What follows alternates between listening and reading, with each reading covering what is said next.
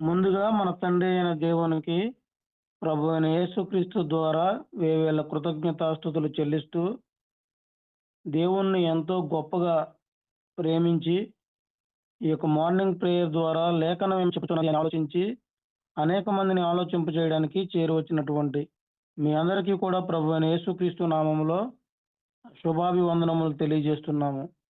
అందరికీ వందనములు. ప్రార్థన చేసుకుని ప్రార్థన ద్వారా ఈ యొక్క మార్నింగ్ ప్రేయర్ కార్యక్రమమును మనం ప్రారంభించుకుందాము. సహోదరులు అప్పారావు గారు ప్రార్థన చేస్తారు.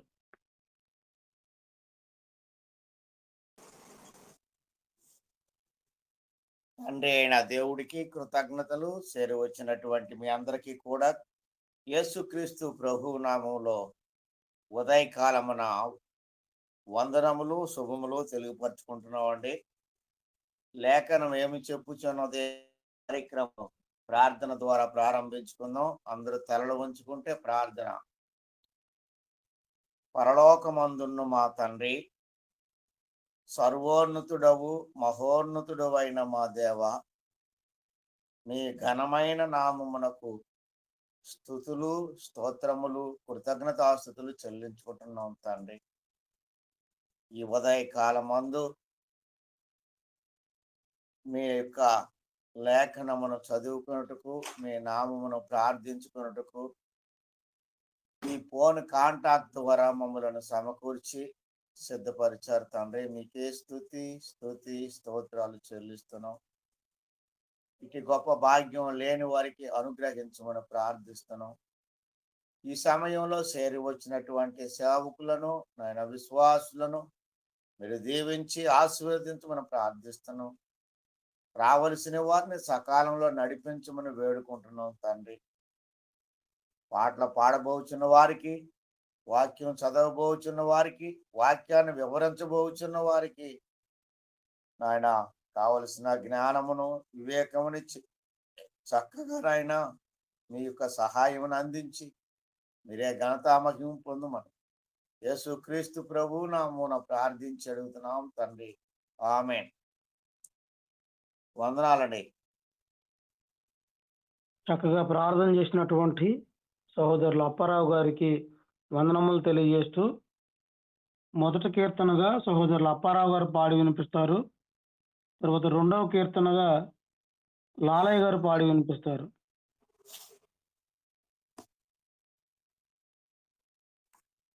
సరే, సమయంలో ఓసన్న అనుచు స్తుతి పాడుచు సియోనుకు వెళదామనే పాట పాడుకుందాం. ఓసన్ననుచు స్తుతి పాడుచు సియోనుకు వెళ్ళెదం, సియోనుకు చేరెదం. హోసన్నా హోసన్నా హోసన్నా హోసన్నా హోసన్నా హోసన్నా హోసన్నా హోసన్నా హోసన్ననుచు స్తుతి పాడుచు సియోనుకు వెళ్ళెదం, సియోనుకు చేరెదం. ఈ లోకయాత్రలో బాటసారులం, ఈ జీవన కడలిలో పరదేశులం. ఈ లోకయాత్రలో బాటసారులం, ఈ జీవన కడలిలో పరదేశులం. క్షణభంగురం ఈ క్షయ జీవితం, అక్షయ నగరం మనకు శాశ్వతం. క్షణభంగురం ఈ క్షయ జీవితం, అక్షయ నగరం మనకు శాశ్వతం. హోసన్నా హోసన్నా హోసన్నా హోసన్నా హోసన్నా హోసన్నా హోసన్నా హోసన్నా హోసన్ననుచో స్తుతి పాడుచు సియోనుకు వెళ్ళెదం, సియోనుకు చేరెదం. మొన్నైన ఈ దేహం మహిమ రూపమై ధవల వర్ణ వస్త్రములో ధరించదం. మొన్నైన ఈ దేహం మహిమ రూపమై ధవల వర్ణ వస్త్రములో ధరించదం. నాదుడేసుకు నవవధువులం, నీతి పాలనలో యువరాజులం.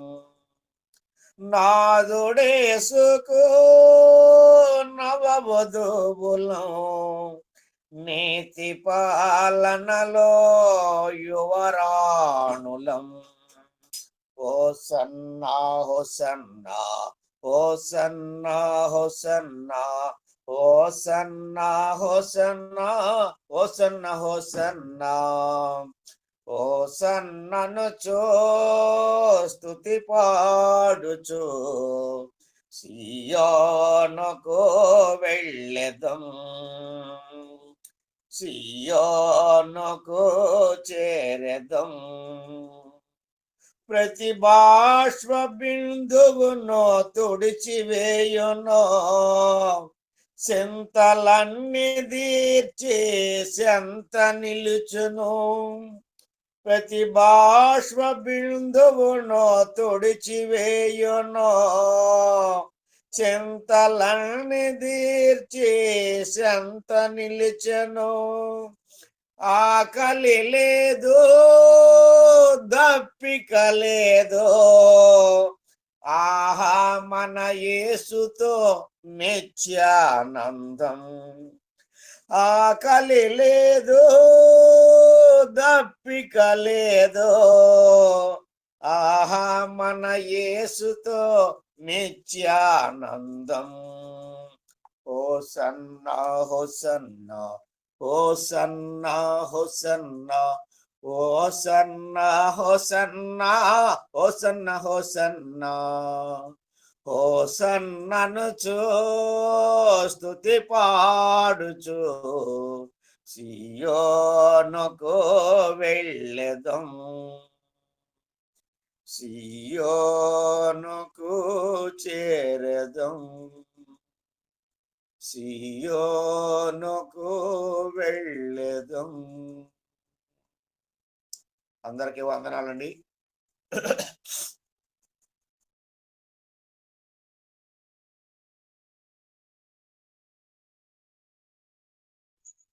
లాలయ్య గారు,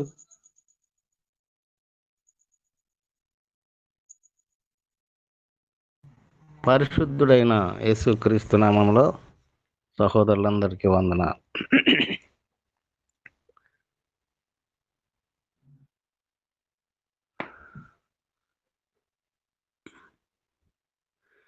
నీ నామమునే కీర్తించెదం,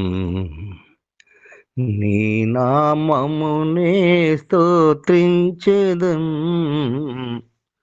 నీ నామమునే కీర్తించెదం, నీ నామమునే స్తోత్రించెదం, నీ నామమునే కీర్తించెదం. దయామయుడ దేవాది దేవా, పావనమూర్తి పావ విమోచక, దయామయుడ దేవాది దేవా, పావనమూర్తి పాప విమోచక, పరిశుద్ధుడా పావన రూపా, మహిమోన్నతుడా మా యేసురాజా, నీ నామమునే కీర్తించెదం. జీవాధిపతి జీవప్రదాత మృత్యుంజయుడా నీతి సూర్యుడా జీవాధిపతి జీవప్రదాత మృత్యుంజయుడా నీతి సూర్యుడా దావీదు నా క్షేత్రమ పరలోకపు గొర్రె పిల్ల దావీదు నా క్షేత్రమా పరలోకపు గొర్రె పిల్ల మహిమోన్నతుడా మా యేసురాజా నీ నామమునే కీర్తించెదం నీ నామమునే స్తోత్రించెదం నీ నామమునే కీర్తించెదం అల్పయువో మెగ ఆమెన్ అనువాడ ఉన్నవాడను వాడా మమ్మేలువాడా అల్పయువో మెగ ఆమెన్ అనువాడ ఉన్నవాడను వాడా మమ్మేలువాడా యాకోబు దేవా ఇస్సాకు దేవా యాకోబు దేవా ఇస్సాకుల దేవా మహిమాన్వితుడా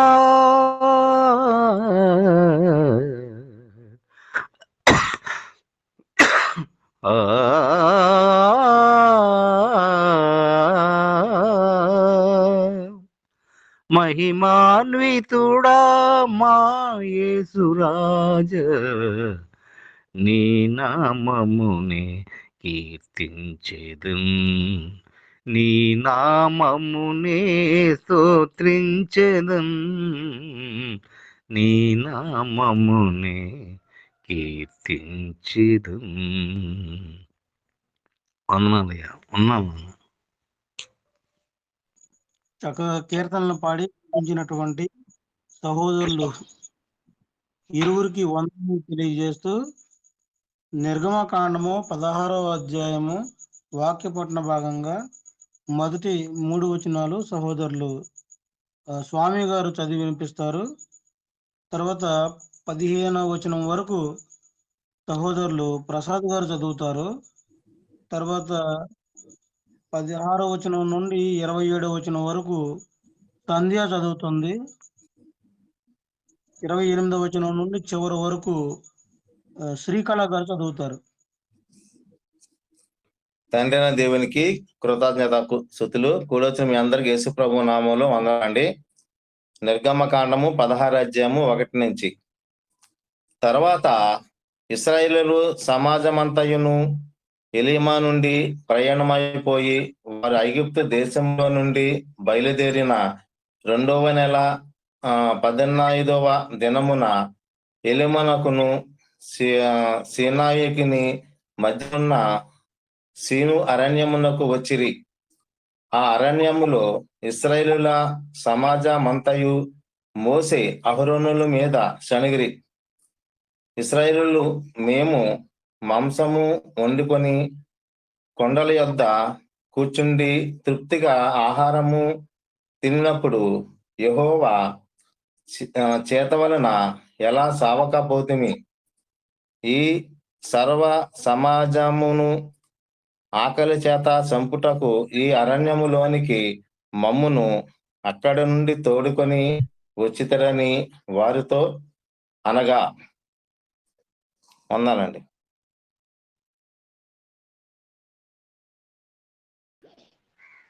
వచ్చిన సహోదరులకు వందనాలండి. నిర్గమకాండము 16వ అధ్యాయము 3వ వచనం నుంచి 16వ వచనం వరకు చదువు. 4వ వచనం. యెహోవా మోషేను చూసి, ఇదిగో నేను ఆకాశము నుండి మీ కొరకు ఆహారమును కురిపించెదను. వారు నా ధర్మశాస్త్రమును అనుసరించి నడుతురో లేదో అని నేను వారిని పరీక్షించినట్లు ఈ ప్రజలు వెళ్ళి ఏనాటి బెత్తము ఆనాడే కూర్చుకొనవలెను. మరియు 6వ దినమున వారు తెచ్చుకొనిన దానిని సిద్ధపరుచుకొనవలెను. వారు దినదినము కూర్చుకొను దానికంటే అది రెండంతలు ఉండవలెను. అప్పుడు మోషే అహరోనులు ఇశ్రాయేలుతో, యెహోవా ఐగుప్తు దేశములో నుండి మమ్మను బయటికి రప్పించినని సాయంకాలమందు మీకు తెలియబడును. యెహోవా మీద మీరు సనిగిన సణుగులను ఆయన వినుచున్నాడు. ఉదయమున మీరు యెహోవా మహిమను చూసెదరు. మేము ఏపాటి వారము, మా మీద సణుగనేలా అనిరి.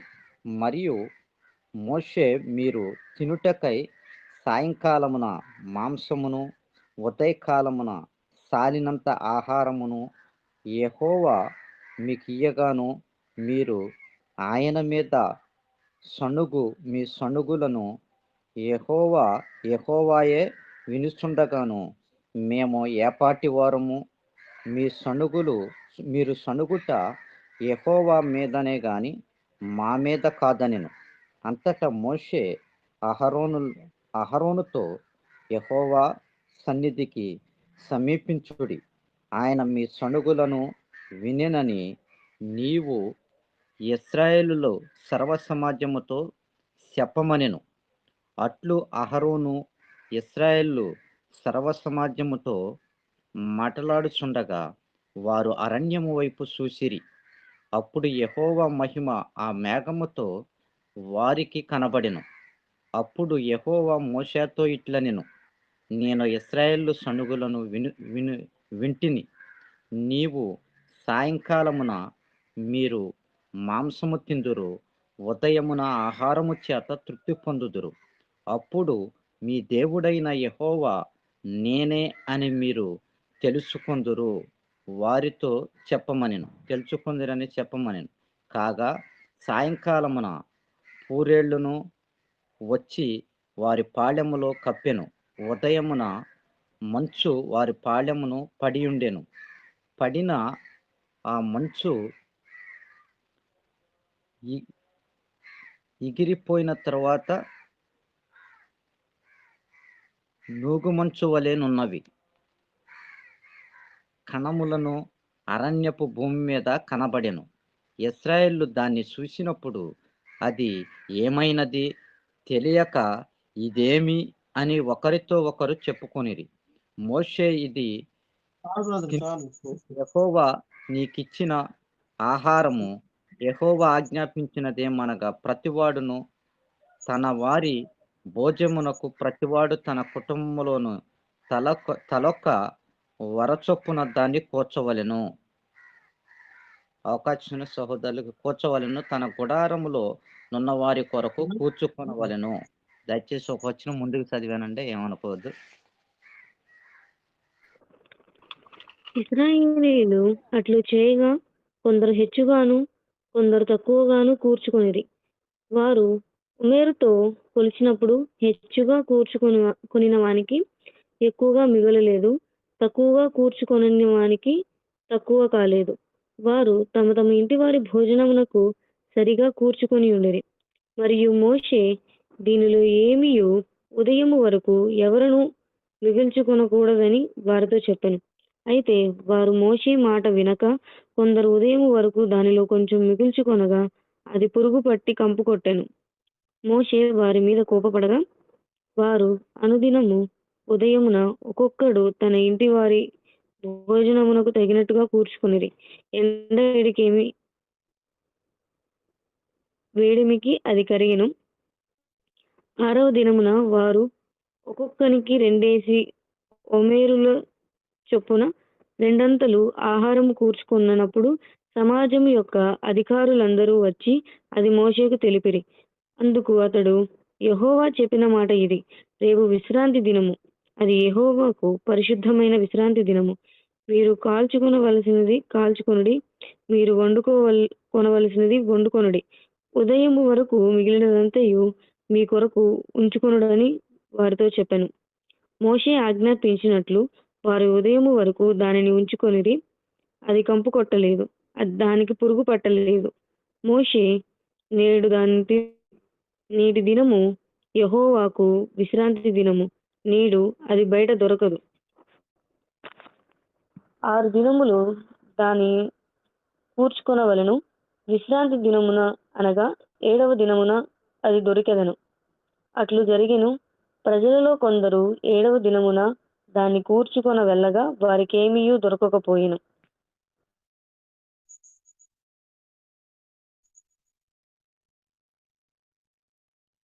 శ్రీకళ గారు.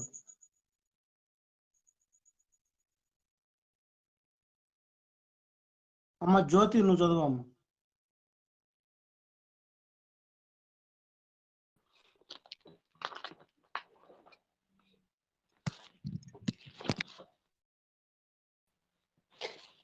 అందుకు యెహోవా మోషేతో ఇట్లనెను, మీరు ఎన్నాళ్ళ వరకు నా ఆజ్ఞలను నా ధర్మశాస్త్రమును అనుసరించి నడవనొల్లరు? చూడుడి, నిశ్చయముగా యెహోవా ఈ విశ్రాంతి దినమును ఆచరించుటకు సెలవిచ్చెను గనుక 6వ దినమున 2 దినముల ఆహారము మీకు అనుగ్రహించుచున్నాడు. ప్రతివాడును తన చోట నిలిచి ఉండవలెను. 7వ దినమున ఎవడును తన చోట నుండి బయలు వెళ్ళకూడదనెను. కాబట్టి 7వ దినమున ప్రజలు విశ్రమించిరి. ఇశ్రాయేలీయులు దానికి మన్నా అని పేరు పెట్టిరి. అది తెల్లని కొత్తిమీర గింజ వలె నుండెను. దాని రుచి తేనెతో కలిపిన అపూపము వలె ఉండెను. మరియు మోషే ఇట్లనెను, యెహోవా ఆజ్ఞాపించినదేమనగా, నేను ఐగుప్తు దేశం నుండి మిమ్మల్ని బయటికి రప్పించినప్పుడు అరణ్యంలో తినుటకు నేను మీకిచ్చిన ఆహారమును మీ వంశస్థులు చూసినట్లు వారు తమ యొద్ద ఉంచుకొనుటకు దానితో ఒక ఓమెరు పట్టు పాత్రను నింపుడనెను. కాబట్టి మోషే అహరోనుతో, నీ ఒక గిన్నెను తీసుకొని దానిలో ఒక ఓమెరు మన్నాను పోసి నీ వంశస్థులు తమ యొద్ద ఉంచుకొనుటకు యెహోవా సన్నిధిలో దాన్ని ఉంచమనెను. యెహోవా మోషేకు ఆజ్ఞాపించినట్లు ఉంచబడుటకు సాక్ష్యపు మందసము ఎదుట అహరోను దాన్ని పెట్టెను. ఇశ్రాయేలీయులు నివసింపవలసిన దేశమునకు తాము వచ్చు 40 ఏండ్లు మన్నానే తినుచుండిరి. వారు కానాను దేశ పొలిమేరలు చేరు వరకు మన్నాను తినిరి. ఓమెరు అనగా ఎపాలో 10వ భాగము. ఇప్పటి వరకు చక్కగా ఈ యొక్క 16వ అధ్యాయాన్ని కూడా చదివి వినిపించినటువంటి సహోదరులకు వందనములు తెలియజేస్తూ, సహోదరులు యేసుపాదం గారు ఈ యొక్క అధ్యాయం అంతటిని కూడా చక్కగా వివరించవలసిందిగా కోరుకుంటూ ప్రేమతో ఆహ్వానిస్తున్నాము. మంచిదండి. ఈ యొక్క ఉదయకాల ధ్యాన కూడికలో వాక్యాన్ని, నిర్గమాకాండము 16వ అధ్యాయాన్ని వివరించేటువంటి అవకాశాన్ని నాకు ఇచ్చిన తండ్రైన దేవునికి స్తుతులు, స్తోత్రములు, కృతజ్ఞతలు తెలియజేసుకొనుచు, మరి ప్రతిరోజు మరి ఉదయకాల సమయంలో ఎంత కష్టమైనా లేచి దేవుని వాక్యం వినాలనేటువంటి ఆసక్తితో వచ్చినటువంటి దేవుని బిడ్డలకు, దేవుని సేవకులకు, వారి కుటుంబముల అందరికీ వందనములు తెలియజేసుకుంటున్నానండి. అందరికీ వందనములు. ఈ యొక్క విషయాలు మనము నిర్గమాకాండము 15వ అధ్యాయంలో ఉన్నటువంటి మరి దేవుని కొరకు విమోచకుని కొరకు స్తుతి గీతము అనేటువంటి విషయాన్ని మనం చదువుకొని ఉన్నాము, నేర్చుకొని ఉన్నాము. అలాగే వారు పాడినటువంటి విమోచన గీతం యొక్క సారాంశం ఏంటో కూడా మనం నేర్చుకొని ఉన్నాము. అలాగే వారు స్తుతి గీతము ద్వారా నేటి క్రైస్తవులుగా మనం నేర్చుకోవాల్సిన కొన్ని విషయాలు దేవుడు మనకి ముందే సూజాయిగా తెలియజేశాడు. ముంగుర్తుగా మనకి ఉన్నట్టుగా మనం గమనించగలము. వాళ్ళు ఎలా విమోచకుడు వాళ్ళని ఎలా విమోచించాడు అనేటువంటి విషయాలు వాళ్ళు మనసు పోసుకుంటూ, హృదయంలో తలంచుకుంటూ, మనస్ఫూర్తిగా యెహోవా దేవునికి కీర్తనలు, స్తుతి గానం చేసినట్టుగా మనం చూడగలం. అలాగే నేటి క్రైస్తవులైన మనం కూడా ఆరాధనలో ఎవరి కొరకు పాటలు పాడాలి అనేటువంటి అవగాహన కలిగి ఉండాలి. నేటి సత్య ఆరాధనలో ఆరాధనలో పాటలు ఎవరి కొరకు పాడాలి, ఎలా పాడాలి, ఎందుకు పాడాలి అనేటువంటి విషయాలు కూడా మనము మనసును పెట్టుకొని ఆరాధన క్రమంలో పాటలు పాడాలి. అలాగే పాటలు ఏ ఉద్దేశంతో పాడాలో కూడా మనకి తెలియాలి ఈ యొక్క గీతాన్ని బట్టి. కాబట్టి దేవుడు ఆత్మస్వరూపే ఉన్నాడు కాబట్టి మనం కూడా ఆత్మతో సత్యముతో దేవుని ఆరాధించే క్రమంలో కూడా మనస్ఫూర్తిగా పాటలు పాడుతూ దేవుడు మనకు చేసినటువంటి ఉపకారాన్ని తలపోసుకుంటూ మనం కూడా మనస్ఫూర్తిగా ఆత్మతో పాడాలి, మనసుతో ధ్యానం చేస్తూ పాటలు పాడాలని మనకి హెచ్చరికగా కూడా ఉన్నట్లుగా మనం గమనించగలం. అలాగే 16వ అధ్యాయంలోనికి మనం వెళ్దామండి. 16వ అధ్యాయంలో ఉన్నటువంటి సారాంశాన్ని గురించి తెలుసుకుందాము, నేర్చుకుందాము. నిర్గమాకాండము 16వ అధ్యాయము 1 నుంచి 36 వచనాల్లో ఉన్నటువంటి సారాంశానికి నేను పెట్టిన పేరేంటంటే, ఇశ్రాయేలీలు పాపం చేసినా గాని దేవుడు వారికి సమృద్ధి అయిన ఆహారాన్ని అనుగ్రహించినట్లుగా మనం చూడగలం. ఇశ్రాయేలీలు పాపం చేసినా గాని దేవుడు వారికి సమృద్ధి అయిన ఆహారాన్ని అనుగ్రహించాడు అనేటువంటి యొక్క సారాంశాన్ని మనము చూడగలము. మొట్టమొదటిగా కొన్ని విషయాలు ద్వారా నేను మీకు బోధించాలనుకుంటున్నాను. మొదటి విషయం ఏంటంటే, ఇశ్రాయేలీలు ఏ ఏ ప్రాంతంలో ఎలా పాపం చేశారు, అలాగే సరిగిన పాపములు చేసినా గాని ఇశ్రాయేలీలకు ఆహారాన్ని ఇస్తానని దేవుడు వాగ్దానం చేశాడు. ఆ విషయాలు మనం నేర్చుకుందాము. అలాగే సనిగిన ఇశ్రాయేలీల మీద దేవుని మహిమ ప్రత్యక్షపరిచాడు. ఎలా ప్రత్యక్షపరిచాడు, ఎందుకు ప్రత్యక్షపరిచాడు అనేటువంటి విషయాలు నేర్చుకుందాము. అలాగే మరి సనిగి పాపం చేసినా గాని దేవుడు వారికి పూరేళ్ళు మన్నాను కూడా ఇచ్చినట్లుగా మనము 16వ అధ్యాయము 13, 21లో ఉన్నటువంటి సమాచారాన్ని మనం తెలుసుకుందాము. అలాగే 5వ విషయము, విశ్రాంతి దినమున అందరూ ఎలా విశ్రాంతి తీసుకోవాలి అని దేవుడు వారికి తెలియజేశాడు. ఆ విషయాలు మనము నిర్గమాకాండము 16వ అధ్యాయము 22 నుంచి 30 వచనంలో ఉన్నటువంటి సమాచారాన్ని మనం అక్కడ చూడొచ్చు. అలాగే 31 నుంచి 36 వచనాల్లో మన్నాను ఎలా భద్రపరచాలో, ఎందుకు భద్రపరచాలో దేవుడు తెలియజేశాడు. ఆ విషయాలను మనం చూద్దాము. మొట్టమొదటిగా ఈ యొక్క 16వ అధ్యాయంలో మొదటి విషయం ఏంటంటే, ఇశ్రాయేలీలు ఏ ఏ ప్రాంతాల్లో ఎలా పాపం చేశారు అనేటువంటి విషయాలు చూసుకుంటే, మనము నిర్గమాకాండము 15వ అధ్యాయము 22, 25 వచనాల్లో ఉన్నటువంటి ప్రకారం మనం చూసుకుంటే, వారు ఏ ఏ ప్రాంతాల్లో ఎలా మరి పాపం చేశారు అనేటువంటి విషయాలు చూసుకుంటే, 15వ అధ్యాయంలో 22వ వచనం చదువుకుంటే, వాళ్ళు ఎర్ర సముద్రము మరి దాటిన తర్వాత వారు సీనాయి కొండ దగ్గరికి ప్రయాణమై సాగుతున్న సమయంలో అక్కడ ఒక టూరు అరణ్యంలో వాళ్ళు వెళ్ళినప్పుడు ఆ ప్రాంతంలో ఒక మారా అనేటువంటి ఒక ప్రాంతము వాళ్ళకి కనపడిద్ది.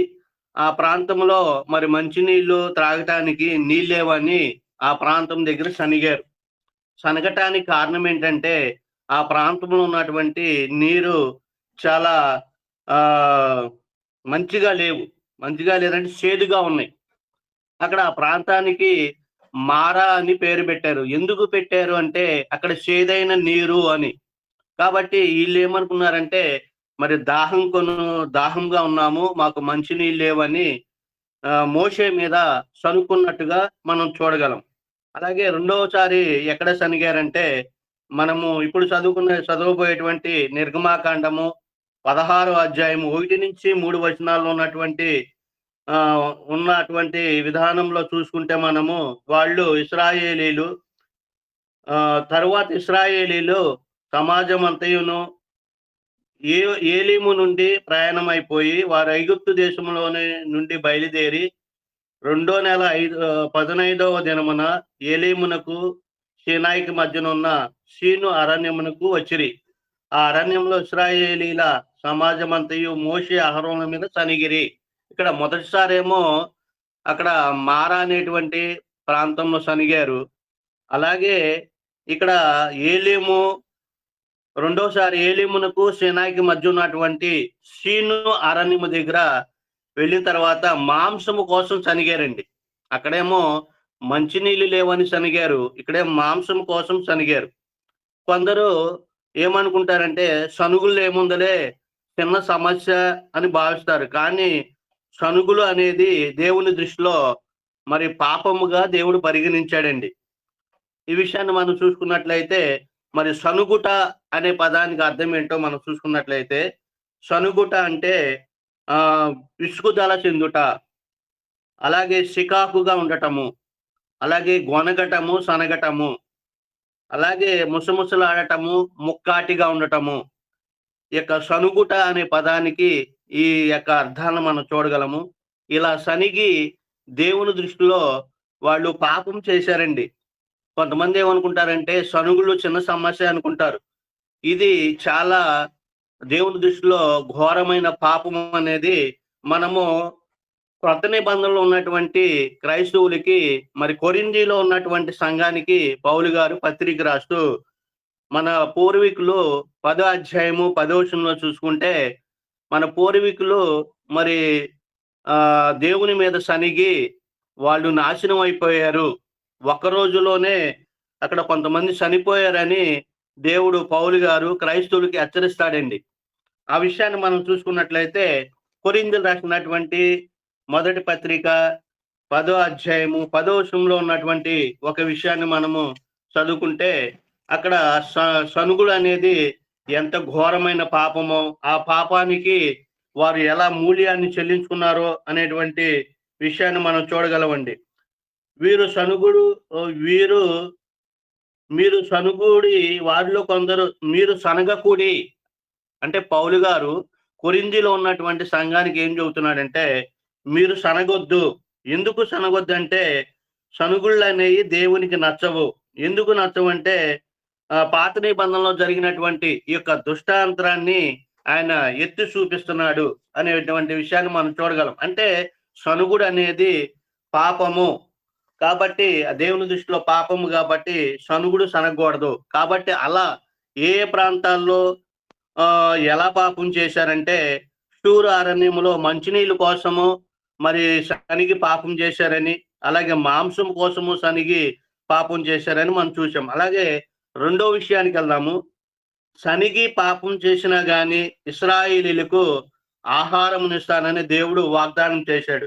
ఈ విషయాన్ని మనము 16వ అధ్యాయం 4 నుంచి 8 వచనాల్లో అక్కడ చూసుకుంటే దేవుడు వారిని ప్రేమించి వాళ్ళు సనిగినటువంటి పాపాలని దృష్టిలో పెట్టుకోకుండా మరి దేవుని జనాంగము కాబట్టి దేవుడు వాళ్ళకి సమృద్ధి అయినటువంటి ఆహారాన్ని ఇయ్యాలని దేవుడు వాళ్ళకి ఇస్తాను అనేటువంటి విషయాన్ని ముందుగానే వాగ్దానం చేశాడు.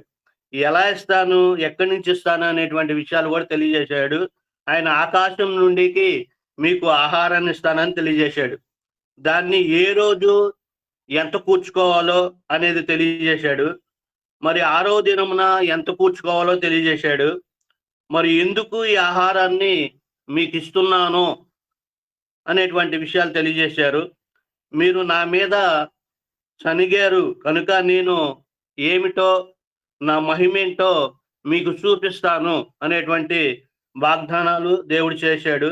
అలాగే మోషే అహరోనులో మరి ఇశ్రాయేలీయులకు చెప్పినటువంటి విషయం అక్కడ ఉంది. మీరు మా మీద సనిగారు కానీ మీరు సనిగింది మా మీద కాదు, మీరు దేవుని మీదే సనిగారు. కాబట్టి దేవుడు మీ సంగతి ఆయన చూస్తాడు, మిమ్మల్ని వదలడు అనేటువంటి విషయాలు అక్కడ హెచ్చరించినట్టుగా మనం చూడగలం. అంటే దేవుడు మీద సనిగినట్టుగానే దేవుడు పరిగణించాడు. ఎందుకంటే దేవుని యొక్క నాయకుల మీద, దేవుని యొక్క సేవకుల మీద సనిగారనుకోండి, అది ఎవరి మీద సనిగినట్టు? దేవుని మీద సనిగినట్టు. ఎందుకంటే దేవుడు ఏర్పాటు చేసుకున్నటువంటి మరి నాయకులు, సేవకులు కాబట్టి దేవుడి మీదే సనిగినట్టుగా మనం గమనించవచ్చు అనమాట. కాబట్టి దేవుడు మీ సనుగుల్ని విన్నాడు, మీ సంగతి దేవుడు చూస్తున్నాడు అనేటువంటి మాటలు మోషే అహరోనులు హెచ్చరించినట్టుగా మనం చూడగలం. అలాగే మూడో విషయానికి వెళ్దామండి. మూడో విషయానికి వెళ్ళినట్లయితే సరిగిన ఇశ్రాయేలీయుల మీద దేవుని మహిమ ప్రత్యక్షపరిచాడు. ఎలా ప్రత్యక్షపరిచాడు, ఎందుకు ప్రత్యక్షపరిచాడు అనేటువంటి విషయాన్ని మనం చూసుకున్నట్లయితే, మరి ఇశ్రాయేలీల సర్వ సమాజమును మోషేను అహరోనులను నా సన్నిధికి రమ్మని యెహోవాను పిలిపించాడు. ఈ విషయాన్ని ఎక్కడ చూస్తామంటే 9వ అధ్యాయము 12వ వచనంలో ఉన్నటువంటి సమాచారాన్ని బట్టి చూస్తే దేవుడు వారి మీద మహిమను ప్రత్యక్షపరుస్తున్నాడు. ఎందుకు ప్రత్యక్షపరుస్తున్నాడు? ప్రేమతో కాదండి. వాళ్ళు చేసినటువంటి ఆ సనుగుళ్ళు అది ఘోరమైన పాపం కాబట్టి దానికి దాన్ని మీరు చేసింది పాపము అని హెచ్చరించడానికి దేవుడు ఏం చేశాడంటే ఇశ్రాయేలీల సర్వ సమాజాన్ని మోషేని పిలిపించి, మీరు ఇశ్రాయేలీల సర్వ సమాజాన్ని, మీరు అహరోను అందరూ నా సన్నిధికి రండి అని యెహోవాని పిలిపించుకున్నాడు. అక్కడ పిలిపించుకొని ఏం చేశాడంటే వారితో మాట్లాడుచుండగానే, అంటే దేవుడు సర్వ సమాజముతోనూ మోషేతోనూ అహరోనుతో మాట్లాడుతుండగానే వాళ్ళు చూస్తుండగానే దేవుడు అరణ్యం వైపు నుండి మేఘములో నుండి వారికి ఆయన యొక్క మహిమను అక్కడ ప్రత్యక్షపరిచాడండి.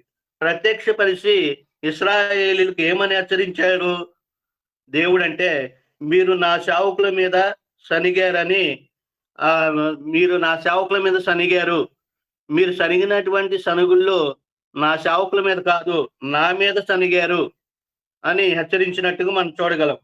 వాళ్ళు మోషేని ఏమనుకున్నారంటే, సామాన్య మనుషుల్లే ఈయన మీద సనిగితే ఏముండదులే అనుకున్నారు. కానీ ఈయన దేవుడు ఏర్పాటు చేసుకున్నటువంటి నాయకుడు కాబట్టి దేవుడు అక్కడ కలగజేసుకొని వాళ్ళని పిలిపించి హెచ్చరించినట్లుగా మనం చూడగలం. అలాగే దేవుడు హెచ్చరించి ఏం చేస్తున్నాడంటే, మీరు ఏమి కావాలని సనుకున్నారో వాటిని నేను మీకు ఇస్తాను, అలాగే వాటిని వెంటనే తిని తృప్తి పొందండి. తృప్తి పొంది ఏం చేస్తారంటే, నేనెవరో మీరు ముందుగా తెలుసుకోవాలి, అలాగే నేనే మీ దేవుడైన యెహోవానని ఎరిగి తెలుసుకోండి అని ప్రేమతో దేవుడు వాళ్ళని హెచ్చరించినట్టుగా మనం చూడగలం. అలాగే 4వ విషయంలోకి వెళ్తే, సనిగి పాపం చేసిరి గాని దేవుడు వారికి పూరేళ్ళు మన్నాని ఇచ్చుట, అంటే వాళ్ళు సనిగినా గాని దేవుడు మీకు సమృద్ధి అయిన ఆహారాన్ని ఇస్తానని వాగ్దానం చేశాడు. ఆ వాగ్దాన ప్రకారము దేవుడు ఏం చేస్తున్నాడంటే, అక్కడ దేవుడు వాగ్దానం చేసినటువంటి పూరేల్ని 13వ అధ్యాయము 21లో ఉన్నటువంటి సమాచారాన్ని బట్టి మనం అక్కడ చూసుకుంటే, మరి దేవుడు ఎలాంటి ఆహారాన్ని ఇస్తానని వాగ్దానం చేశాడో ఆహారాన్ని ఎలా ఇచ్చాడు, ఎక్కడి నుంచి వారికి ఆహారాన్ని పంపించాడు అనేటువంటి విషయాలు మనము చూసుకున్నట్లయితే, వాళ్ళకి సముద్రం నుండి పూరేళ్లను సాయంకాలమున వారి పాళ్యంలో వచ్చేటట్టుగా దేవుడు చేశాడండి. అంటే వాళ్ళు దేనికోసం సనిగారు? మాంసము లేదని సనిగారు కాబట్టి, మీరు ఆ యొక్క మాంసం కోసం సనిగారు కాబట్టి నేను ఆ యొక్క మాంసాన్ని మీకు సమృద్ధిగా ఇస్తాను, తిని తృప్తి పొందండి అని చెబుతూ ఆయన ఎక్కడి నుంచి ఇస్తున్నాడు అనేటువంటి విషయాన్ని చూసుకుంటే 13 నుంచి 21 వచనంలో ఉన్నటువంటి సమాచార ప్రకారము ఆయన ఆహారాన్ని ఎలా ఇస్తున్నాడంటే, సముద్రం నుండి పూరేల్ని సాయంకాల సమయంలో వారి పాళ్యంలోకి వచ్చి పడేటట్టుగా చేశాడండి. అలాగే ఆకాశం నుండి ఉదయమున మంచు రూపంలో మన్నాను కురిపించాడండి. అలాగే మన్నా అనగా అర్థం ఏంటంటే ఇది ఏమి అనే అర్థాన్ని మనం చూడగలం. వాటిని ఏ రోజుకు ఆ రోజుకు సరిపడ సమకూర్చుకొని ఆ రోజునే తినివేయాలి అనేటువంటి ఎలా తినాలి, ఎప్పుడు తినాలి, ఎలా ఎంత సమకూర్చుకొని రోజుకి ఎంత తినాలి అనేటువంటి కొన్ని ఆ ఆజ్ఞ వాళ్ళకి పెట్టి ఆ యొక్క ఆహారాన్ని ఆయన ఆహారాన్ని ఇస్తున్నట్టుగా మనం చూడగలము.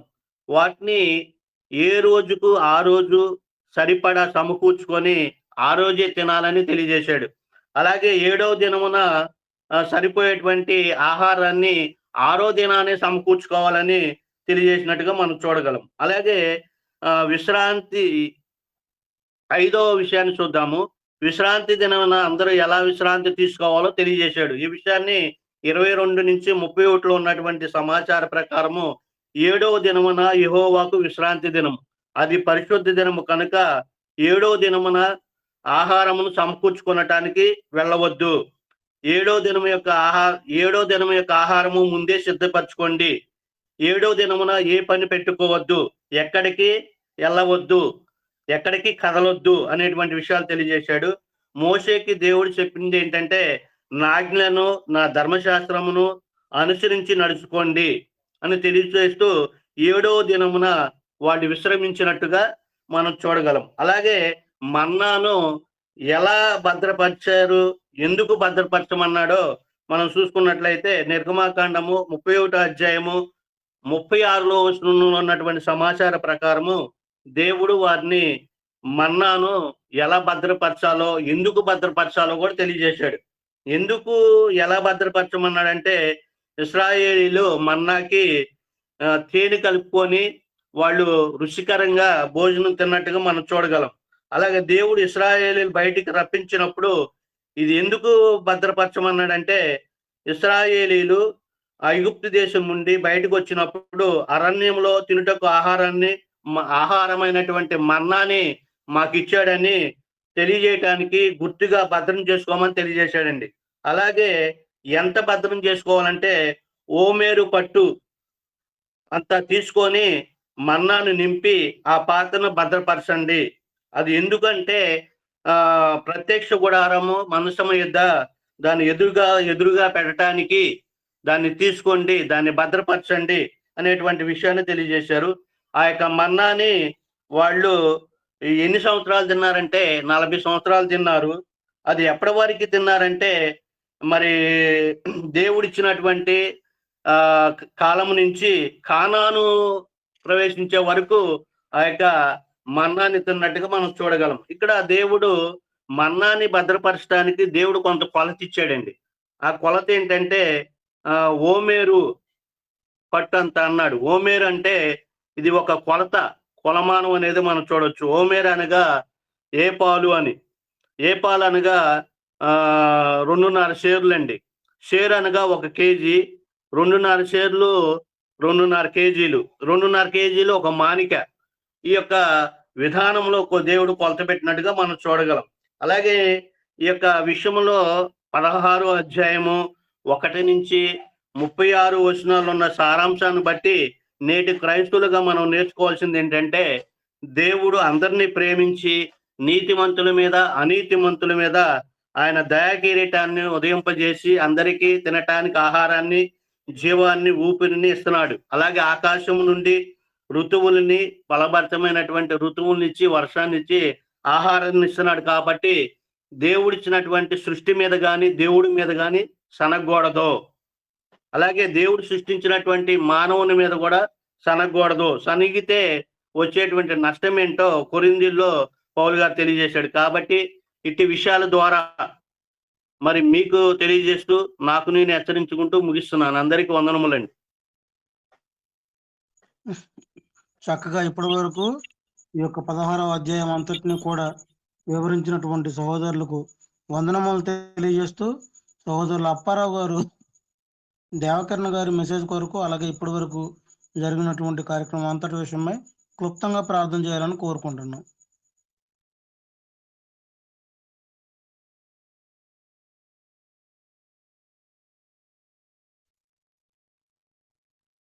అప్పారావు అన్నయ్య. వందనాలండి. ప్రార్థన. సర్వశక్తివంతుడు అయిన మా తండ్రి, మహోన్నతుడు అయిన దేవ, ఇంతవరకు ఆయన మా సహోదరుడు మీ కుమారుడు యేసుపాదం గారు వాక్యాన్ని వివరించడానికి మీరు చేసిన సహాయం బట్టి కృతజ్ఞతలు చెల్లిస్తున్నాం. ఇంకా కావలసినటువంటి జ్ఞానం వివేకములను అనుగ్రహించమని ప్రార్థిస్తున్నాం. అలాగనే మరి యొక్క పాఠం నిమిత్తం మా యొక్క సహోదరులు మీ కుమారులు దేవకిరణ్ గారు సిద్ధంగా ఉండగా తండ్రి వారికి కావలసినటువంటి సంపూర్ణమైన మంచి జ్ఞానం వివేకములనిచ్చి చక్కగా నాయన మాకు బోధించడానికి సిద్ధపడినట్లుగా తనకి కావలసినటువంటి సహాయం అందించి చక్కని ఉచ్చరణ ఇచ్చి సమస్తం మీ మహిమ కొరకు జరిగించమని వినుచున్న మాకు నిద్రమత్తు లేకోకుండా చెవులు రెక్కబెట్టి నాయన ఆ మాటలు విని హృదయంలో బదులుపరుచుకొని తిరిగి బోధించడానికి మాకు సహాయం చేయమని యేసుక్రీస్తు ప్రభువు నామమున ప్రార్థించి అడుగుతున్నాం తండ్రి, ఆమేన్. చక్కగా ప్రార్థన చేసినటువంటి సహోదరులు అప్పారావు గారికి వందనములు తెలియజేస్తూ సహోదరులు దేవకిరణ్ గారు వారికి ఇవ్వబడినటువంటి సమయం అంతటిని కూడా సంపూర్ణంగా వినియోగించుకోవాలని కోరుకుంటూ ప్రేమతో ఆహ్వానిస్తున్నాము.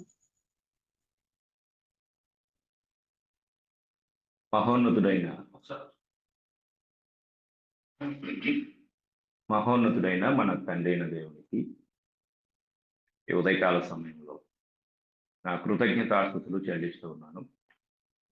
అలాగే దేవుని వాక్యమును వినుటకు సిద్ధముగా ఉన్న నా ప్రియ సహోదరి సహోదరులందరికీ నా హృదయపూర్వక వందనములు తెలియజేయచ్చు ఉన్నాను. ప్రియమైన వాట్లారా, గడిచిన పాఠంలో మనము యేసుక్రీస్తు ప్రభు యొక్క నరావతారంలో కన్యకు జన్మించడం అనే విషయాన్ని గురించి నేర్చుకున్నాం. ఈరోజు మనము ఎందుకు యేసు ప్రభు వారు దేహాన్ని ధరించాలి, లేక ఆయన ఎందుకు నరావతారము అనే దాన్ని జరిగించవలసిన అవసరత ఏర్పడింది అనే విషయాన్ని మనం దేవుని వాక్య పరిధిలో ధ్యానిద్దాం. ఎందుకు ఈ ఇన్కార్నేషన్ లేక నరావతారము లేక మానవ దేహమును ధరించుట అనే కార్యక్రమము లేక అనే కార్యము జరిగించవలసి వచ్చింది అంటే, ఒకటి, దేవుడు అదృశ్యుడు, అదృశ్యుడైన దేవుణ్ణి బయలుపరచుటకు, అదృశ్యుడైన దేవుడు మానవులకు ఆయన కనిపించడు కనుక అదృశ్యుడైన దేవుణ్ణి మానవునికి కనిపింప చేయుటకు ఆయన ఈ యొక్క నరావతారం అనే కార్యాన్ని జరిగించవలసిన అవసరత ఏర్పడింది. వాక్య భాగంలో మనం ఈ విషయాన్ని గమనిస్తే యోహాను సువార్త 1వ అధ్యాయము 18వ వచనాన్ని మనం చదువుకుందాం. ఎవడును ఎప్పుడైనను దేవుని చూడలేదు, తండ్రి రొమ్మునున్న అద్వితీయ కుమారుడే ఆయనను బయలుపరచను. ఈ వచనానికి పూర్వపు వచనాలను మనం చదువుకున్నట్లయితే ఈ వచనాన్ని యోహాను గారు రాస్తూ 14వ వచనంలో ఆ వాక్యము శరీరధారి అయి అనే మాట రాశారు. ఆ వాక్యము శరీరధారి అయి కృపాసత్య సంపూర్ణుడుగా మన మధ్య నివసించెను అని 14వ వచనాన్ని రాస్తూ ఆయన 18వ వచనంకి వచ్చేసరికి ఎందుకు ఆ వాక్యము శరీరధారి కావాల్సి వచ్చింది అంటే, ఎవడును ఎప్పుడైనాను దేవుని చూడలేదు, తండ్రి రొమ్మునున్న అద్వితీయ కుమారుడే ఆయనను బయలుపరచెను కనుక ఆయనను బయలుపరచుటకు అంటే దేవుని బయలుపరచుటకు యేసుక్రీస్తు వారు శరీరాన్ని ధరించవలసిన అవసరత ఏర్పడింది. తరువాత రెండవ విషయాన్ని మనము జాగ్రత్తగా పరిశీలిస్తే, ఆయన పట్ల దేవుడు కలిగి ఉన్న సంకల్పంలో ప్రవచనాల ద్వారా ముందుగా తెలియజేసిన సంగతులను నెరవేర్చుటకు అనగా ప్రవచనాన్ని నెరవేర్చుటకు యేసుక్రీస్తు వారు శరీరాన్ని ధరించవలసిన అవసరత ఏర్పడినట్లుగా మనం చూడగలం. ఈ విషయాన్ని మనం గమనిస్తే ఆది కాండము 3వ అధ్యాయము 15వ వచనాన్ని మనం చదువుకుంటే అక్కడ మోషే గారి ద్వారా చెప్పబడిన ఈ ప్రవచనము మనము చూడగలం. మరియు నీకును స్త్రీకిని నీ సంతానమునకును ఆమె సంతానమునకును వైరము కలుగు చేసేదను.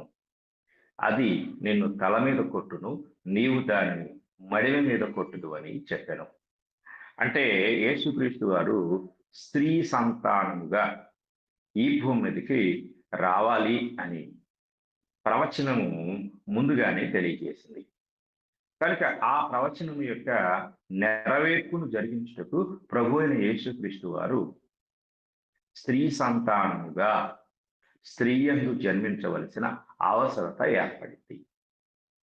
కనుక జాగ్రత్తగా ఈ విషయాన్ని మనం పరిశీలించినట్లయితే ఆయన స్త్రీ సంతానంగా జన్మించుటకు, మొదటిగా అదృశ్య దేవుణ్ణి బయలుపరచుటకు, తరువాత స్త్రీ సంతానముగా జన్మించుటకు, అందులో మనకి ఇక్కడ ఆదికాండం ఈ విషయాన్ని తెలియజేసింది.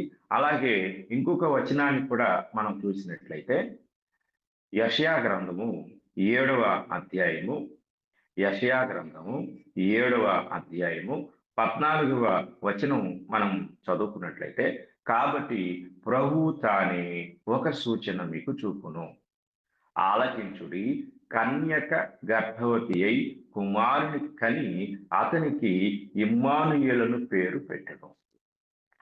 ఇది జాగ్రత్తగా మనం గ్రహించాలి.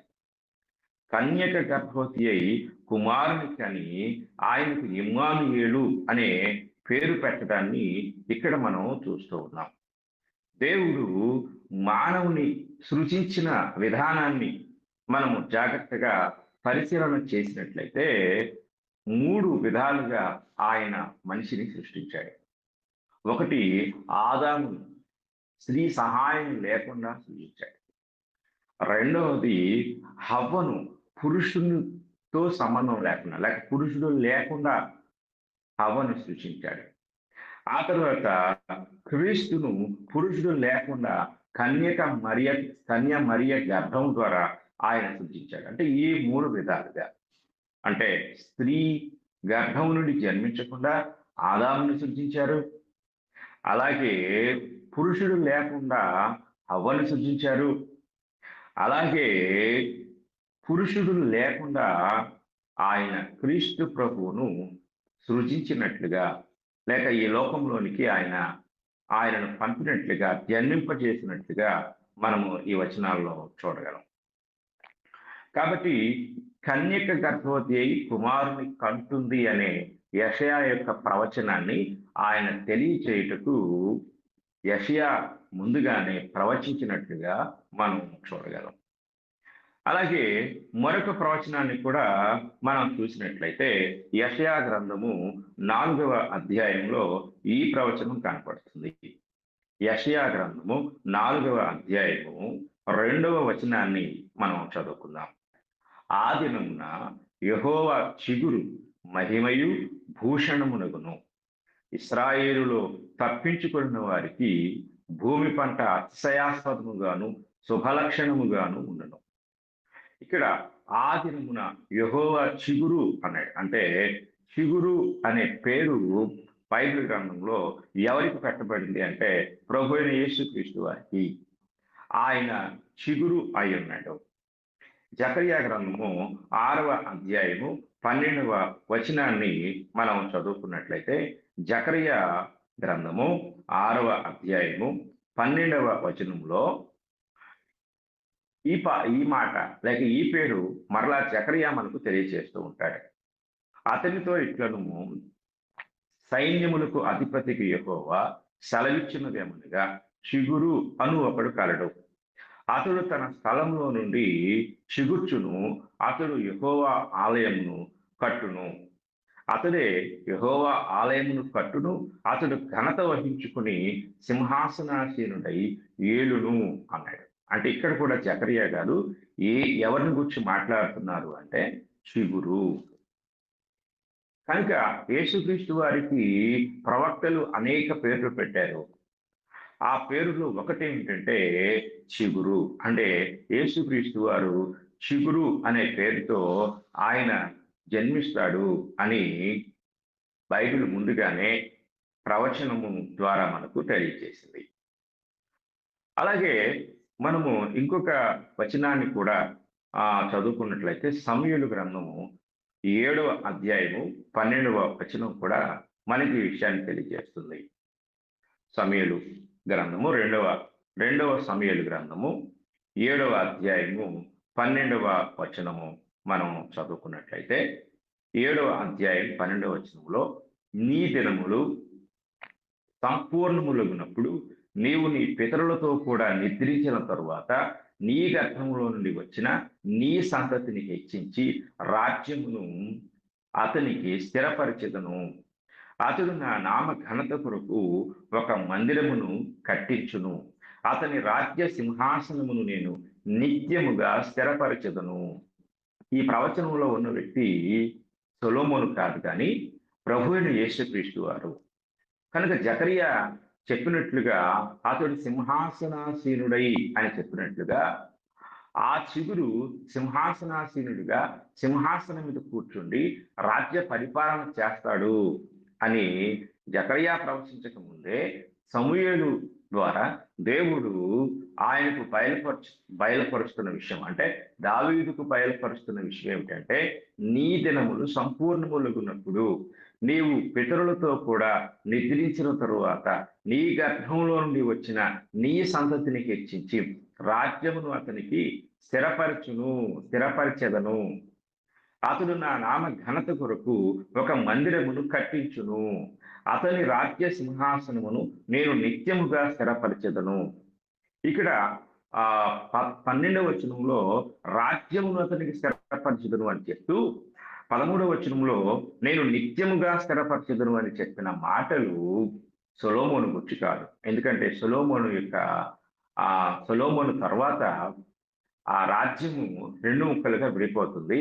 అతని కుమారుడైన రెహబాము హయాంలో ఒక గోత్రం మాత్రమే మిగిలిపోతుంది. సొలొమోను సేవకునికి 10 గోత్రాలు అతని పక్షంగా వెళ్ళిపోయాయి. ఆ తరువాత యూదులు చెరకు వెళ్ళిపోయిన తర్వాత యెరూషలేము నిర్మానుష్యమైపోయింది, సింహాసనం ఖాళీ అయిపోయింది, పరిపాలన ఆగిపోయింది. కానీ ఇక్కడ క్రీస్తు ప్రభు యొక్క పరిపాలన, క్రీస్తు ప్రభు యొక్క రాజ్యము అది అంతము లేని రాజ్యమని, నిత్యముగా స్థిరపరుస్తానని ఆయన ప్రవచనం ద్వారా ప్రవచింపచేశారు. కనుక ప్రవచనాల యొక్క నెరవేర్పు కొరకు యేసుక్రీస్తు వారు కన్యక గర్భమున జన్మించవలసిన అవసరత ఏర్పడింది. తరువాత విషయాన్ని మనం ఆలోచిస్తే, మానవాళిని పాపము నుండి విడిపించుటకు అనగా రక్షించుటకు యేసుక్రీస్తు వారు శరీరధారిగా రావాల్సిన అవసరత ఏర్పడింది. ఎందుకంటే మనుషుల యొక్క జీవిత విధానాన్ని, వారు కలిగి ఉన్న స్థితిని గురించి మనం ఆలోచించినప్పుడు రోమీయులకు రాసిన పత్రిక 5వ అధ్యాయంలో ఈ మాట మనకి కనపడుతుంది. రోమీయులకు రాసిన పత్రిక 5వ అధ్యాయము 12వ వచనాన్ని మనము చదువుకుందాం. 5వ అధ్యాయం 12వ వచనంలో, ఇట్లుండగా ఒక మనుషుని ద్వారా పాపము ద్వారా మరణమును లోకములో ఎలాగూ ప్రవేశించనో అలాగుననే మనుషులందరూ పాపము చేసినందున మరణము అందరికీ సంప్రాప్తమాయెను. కనుక ఒక మనుషుని ద్వారా పాపము ద్వారా మరణము లోకములో ఎలాగూ ప్రవేశించిందో, ఆ ప్రవేశించిన ఆ పాపము నుండి, ఆ యొక్క మరణము నుండి విడిపించుటకు ఒక రక్షకుడు కావాలి. కాబట్టి ఆ రక్షకుడు మానవ జాతిలో భాగమై ఉండాలి. అంటే మనుషుని ద్వారా పాపము వచ్చింది కాబట్టి మరలా మనుషుని ద్వారానే రక్షణ కార్యం జరగాలి. కనుక యేసుక్రీస్తు వారు లేక దేవాది దేవుడే మానవ శరీరాన్ని ధరించి మనిషిగా జన్మించవలసిన అవసరత ఏర్పడింది. కానీ ఇక్కడ జన్మించే మనుష్యుడు ఏమై ఉండాలి అంటే ఆదాము యొక్క పాప వారసత్వంతో ఏమాత్రము కూడా పాలిభాగము లేనివాడుగా ప్రత్యేకంగా రావాలి. అంటే ఒకవేళ పురుషుని ద్వారా అంటే స్త్రీ పురుషుల ద్వారా ఆ మనిషి జన్మిస్తే అతడు ఆదాము సంతతి యొక్క వారసుడు అవుతాడు. కనుక ఆదాము యొక్క సంతతికి వారసుడు కాకుండానే ఆ వ్యక్తి జన్మించాలి. కాబట్టి యేసుక్రీస్తు వారు ప్రత్యేకముగా కన్యక గర్భమున శరీరాన్ని ధరించవలసిన అవసరత ఏర్పడింది. కనుక మనము ఈ యొక్క వచనాలను జాగ్రత్తగా పరిశీలించినప్పుడు పాప స్వభావము అనేది వారసత్వంగా వస్తుంది. పాపము రాదు, కానీ పాప స్వభావం అనేది వస్తుంది. ఆ పాప స్వభావము కూడా లేకుండా ఆ యొక్క జన్మ జరగాలి అనే విషయాన్ని దేవుడు ముందుగానే సంకల్పించిన ప్రకారము యేసుక్రీస్తు వారు ఆయన ఈ లోకంలో జన్మించవలసిన అవసరత ఏర్పడింది. కనుక మనము జాగ్రత్తగా పరిశీలించినప్పుడు యేసుక్రీస్తు యొక్క శరీర ధారణ లేక ఆయన నరావతారము ఎందుకు అనే కారణాలు మనం చూస్తూ ఉన్నాం. ఇక తరువాత విషయాన్ని మనం ఆలోచించితే తన రక్తంతో పరిశుద్ధమైన బలి అర్పించడానికి యేసుక్రీస్తు వారు శరీరాన్ని ధరించవలసిన అవసరత ఏర్పడింది. ఎందుకంటే హెబ్రీయులకు రాసిన పత్రిక 9వ అధ్యాయము 22వ వచనంలో మనకి ఈ మాట కనపడుతుంది. 9వ అధ్యాయము 22వ వచనాన్ని మనము చదువుకున్నట్లయితే, మరియు ధర్మశాస్త్ర ప్రకారము సమస్త వస్తువులను రక్తము చేత శుద్ధి చేయబడుననియు రక్తము చిందింపకుండా పాప క్షమాపణ కలుగుదనియు సామాన్యముగా చెప్పవచ్చును. కనుక ధర్మశాస్త్రం ఒక నియమాన్ని ఇచ్చింది. ఏమిటంటే రక్తము చిందించాలి, రక్తము చిందించకుండా పాప క్షమాపణ జరగదు. అంటే కేవలము కన్యకకు జన్మించడం ద్వారా మాత్రమే పాప క్షమాపణ జరగదు అనే విషయాన్ని జాగ్రత్తగా మనం పరిశీలించాలి. కనుక కన్యకకు జన్మించడం ద్వారా పాప క్షమాపణ అనేది జరగదు. కనుక కన్యకకు జన్మించాలి అనే ఒక నియమాన్ని మొదట అమలుపరిచి తర్వాత తన రక్తాన్ని చెందించాలి. రక్తం చెందించాలంటే శరీరంలో ప్రవేశించాలి. కనుక శరీరంలో ప్రవేశించడానికి ఆయనకున్న ఇంకొక కారణము రక్త చిందన జరగాలి, రక్త ప్రోక్షణ జరగాలి. రక్త ప్రోక్షణ జరుగుటకు శరీరం కావాలి. కాబట్టి ఆయన శరీరాన్ని ధరించడంలో మరొక కారణము ఇది. కనుక పేతురు గారు తన పత్రికలో చెప్తూ ఉంటాడు. పేతురు మొదటి పత్రిక 1వ అధ్యాయము 18వ వచనం నుండి మనం చదువుకున్నట్లయితే, పేతురు మొదటి పత్రిక 1వ అధ్యాయము 18వ వచనంలో ఈ మాట మనకి కనపడుతుంది.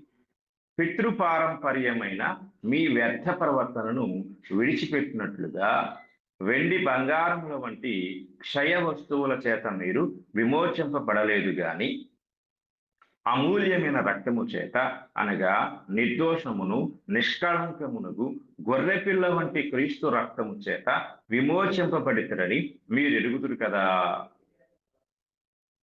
ఆయన జగత్తు పునాది వేయపడక మునిపే నియమింపబడెను. అంటే ఈ రక్త చిందన జరిగించటానికి లేక రక్త ప్రోక్షణ జరిగించటానికి ఆయన జగత్తు పునాది వేయపడక మునిపే ఒక శ్రేష్టమైన బలిగా నిర్ణయించబడ్డాడు, నియమించబడ్డాడు. కనుక ఆయన రక్తాన్ని చెందించడానికి ఈ లోకంలో శరీరాన్ని ధరించవలసిన అవసరత ఏర్పడింది. కనుక కన్యకకు జన్మించడం ద్వారా, రెండవది ఆయన మనము గమనించినట్లయితే ప్రవచనాలను నెరవేర్చుట ద్వారా, ప్రవచనాలను నెరవేర్చుటకు, అలాగే రెండవది రక్తాన్ని ప్రోక్షించుటకు శరీరంలో ప్రవేశించవలసిన అవసరత ఏర్పడింది. తరువాత విషయాన్ని మనం జాగ్రత్తగా ఆలోచించినట్లయితే మనల్ని దేవుని యొక్క సమక్షంలో నిలబెట్టడానికి ఆయన శరీరాన్ని ధరించవలసిన అవసరత ఏర్పడింది.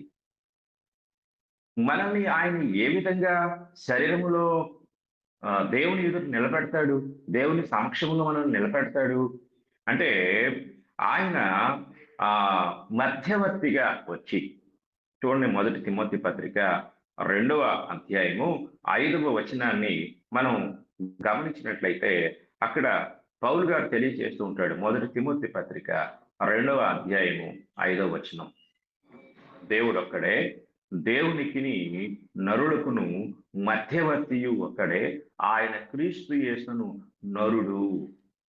ఇక్కడ నరుడు అనే మాట ఎందుకు ఉపయోగించవలసి వచ్చింది అంటే, నరావతారంలో ఆయన ఉన్నాడు కనుక ఆయన యొక్క దైవత్వాన్ని దానితో పాటు మానవత్వాన్ని కూడా, లేక నరుడిగా ఆయన కలిగి ఉన్న స్థితిని గురించి కూడా తెలియచేస్తూ క్రీస్తు యేసును నరుడు, ఆయన మధ్యవర్తి. అంటే దైవ మానవ సంబంధాన్ని, అనగా ఏదైనా తోటలో పాడైపోయిన లేక చెడిపోయిన దైవ మానవ సంబంధమును తిరిగి పునరుద్ధరించుటకు దేవునికి మనిషికి మధ్య ఒక మధ్యవర్తి అవసరమయ్యాడు. ఆ మధ్యవర్తిని దేవుడు ఈ లోకానికి పంపించాడు. ఆ మధ్యవర్తిగా ఈ లోకానికి వచ్చుటకు యేసుక్రీస్తు వారు శరీరాన్ని ధరించారు. శరీరాన్ని ధరించుటకు మరొక కారణం. తర్వాత మరొక విషయాన్ని జాగ్రత్తగా మనం పరిశీలించినట్లయితే, ఆయన మనకు శాశ్వతమైన రక్షణ ఇవ్వటానికి, అంటే మానవునికి శాశ్వతమైన రక్షణ ఇచ్చుటకు కూడా యేసుక్రీస్తు వారు శరీరాన్ని ధరించవలసిన అవసరత ఏర్పడింది. హెబ్రీయులకు రాసిన పత్రిక 7వ అధ్యాయము 25వ వచనాన్ని మనము చదువుకుందాం. హెబ్రీయులకు రాసిన పత్రిక 7వ అధ్యాయము 25వ వచనాన్ని మనం చదువుకున్నట్లయితే, ఈయన తన ద్వారా దేవుని యొద్దకు వచ్చు వారి పక్షమున విజ్ఞాపనము చేయుటకు నిరంతరము జీవించుచున్నాడు గనుక వారిని సంపూర్ణముగా రక్షించుటకు శక్తిమంతుడై ఉన్నాడు. అంటే మానవాళిని సంపూర్ణంగా రక్షించే ప్రక్రియ ఆయన శరీరధారిగా ఈ లోకంలో జన్మించడం ద్వారా ఏర్పడింది. కనుక ఒక సాధారణ మానవుడైతే ఒకడు చనిపోతే ఒకని పాపాలకే అది సరిపోతుంది. కానీ యేసు అనంతమైన విలువ కలిగిన గొప్ప రక్షణ కార్యాన్ని జరిగించడానికి ఆయన దానికి సరిపోయిన దేవుడు కనుక ఆయన ఒక్కసారి చనిపోవుట ద్వారా సర్వ మానవాళికి, ప్రపంచంలో ఉన్న అనంతమైన మానవాళి అంతటికి కూడా ఆయన శాశ్వత రక్షణ అనుగ్రహించువాడుగా ఉన్నాడు.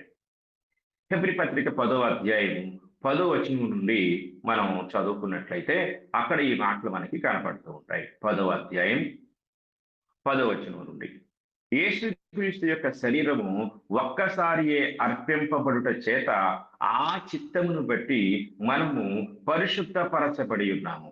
మరియు ప్రతి యాజకుడు దినదినము సేవ చేయుచు పాపములను ఎన్నటికి తీసివేయలేని ఆ బలులనే మాటి మాటికి అర్పించుచూ ఉండును.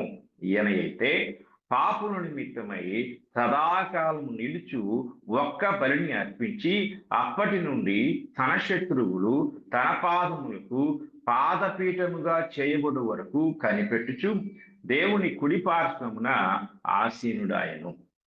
ఒక్క అర్పణ చేత ఈయన పరిశుద్ధపరచబడు వారిని సదాకాలమునకు సంపూర్ణులుగా చేసి ఉన్నాడు.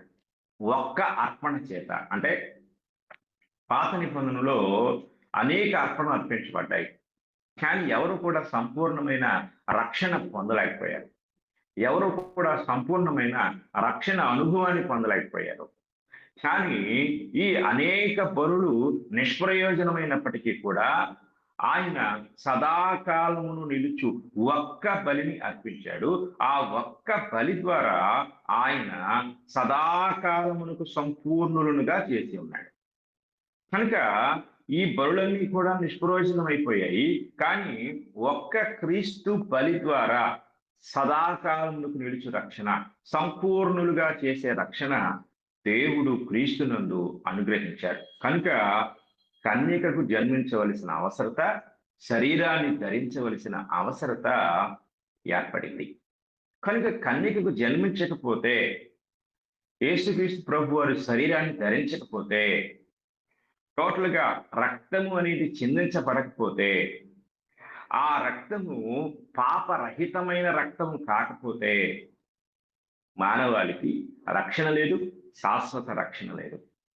కనుక ఈ రక్షణ కార్యాన్ని, శాశ్వత రక్షణ కార్యాన్ని జరిగించటానికి ఆయన శరీరాన్ని ధరించవలసిన అవసరత ఏర్పడింది.